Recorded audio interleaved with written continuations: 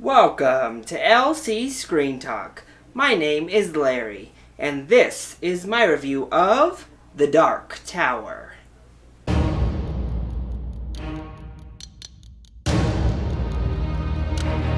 I was rooting for this film. I was excited to see it. I was hoping it would be good and it would succeed. I thought the trailers looked pretty cool overall, and I love Idris Elba, so I'm always just rooting for him.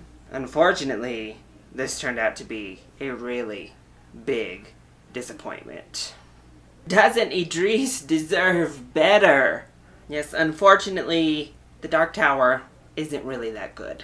But let's go ahead and talk about the things it does do well. Let's kick this off with my man, Idris Elba. I thought he was good in this role. This is definitely nowhere near his best role or even close to that level. But that's not his fault. That's more the fault of the filmmakers and the director. He wasn't given much to do. He wasn't stretched. But he's just so naturally charismatic, and he carries such a presence with him on screen at all times that he was by far the best performance in this film. So I say he definitely deserves a spot in the positives section. He was giving it what he could. He was injecting as much as he could into this role. I also think that the visual effects that are here are done good overall. There's a couple that are like, but there's nothing like glaringly bad to me. And like the monsters looked pretty cool. The like face stuff kind of looked cool. Most all of the visuals looked good.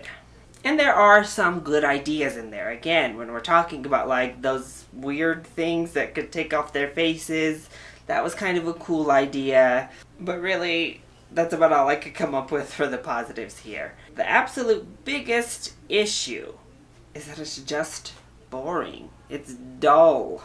And this is an action, sci-fi, fantasy. It's supposed to feel big and grand, intriguing.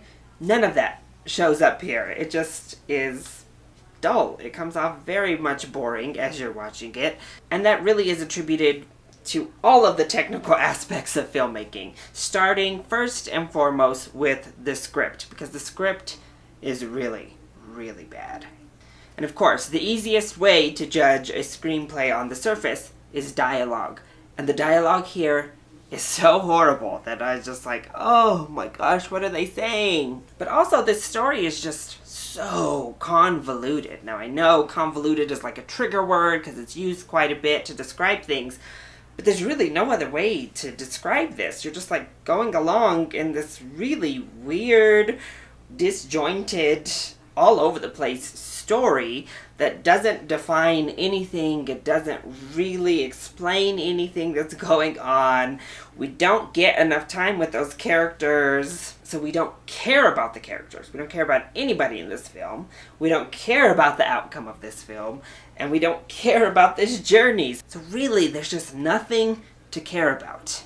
But really, just the story and the flow, none of that works. And of course, that's also on the hands of the editing team, because this is not edited very well. It's just like choppy and weird. I don't know. It doesn't flow at all. And then of course, blame has to go to the director, because the director really has no vision. He has no real direction or stamp that he wants to put on this film. And thus, it just ends up being very dull. And then we get over to the acting. And I'm going to start this portion of the negatives off with the worst offender, Matthew McConaughey. This is legitimately one of, if not the worst performance I have ever seen from Matthew McConaughey, including all of his rom-com days. I just didn't understand what he was doing, why these choices were made for this character. He had a variation of his usual like McConaughey voice and accent that he's so infamous for at this point. But then you couple that with just this really flatline performance. Everything was delivered in such a strange fashion. It kind of felt like he was just sleepwalking through this role with this very strange accent. And all of this is coming from somebody who loves campy villains. Everybody hated what Eddie Redmayne did in Jupiter Ascending, and what Julianne Moore did in The Seventh Son. I thought they were fun. They camped it up to a good level. Elizabeth Banks earlier this year in Power Rangers. They camped it up. They obviously were having fun and doing a campy performance. with the accent and the like weird choice of when to inflect his voice, it felt like it was maybe going for campy, but then he would just say, "Don't breathe. Die. Fire." So you put this horrible, weird script writing with this really weird, monotone, just overall strange performance, and it came across just not good.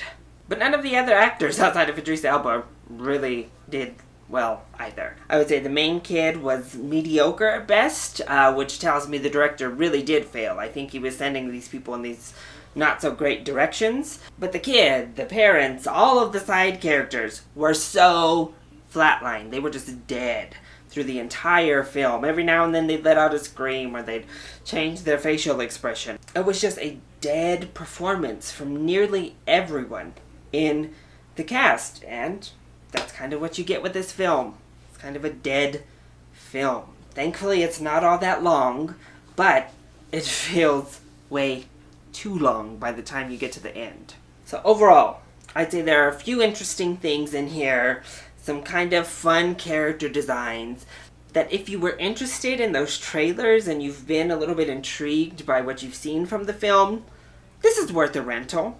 I'll give it that. But even though the visuals are a positive, they're not nearly in here enough.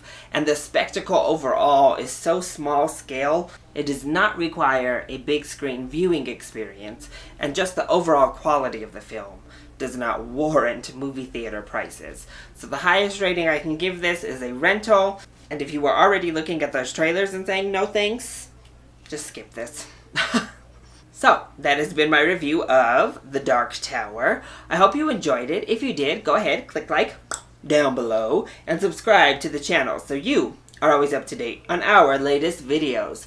Also, join in on the discussion. Are you excited to see The Dark Tower? And what is your favorite film adaptation of a Stephen King novel? Let me know either in the comment section down below, or you can hit me up on Twitter.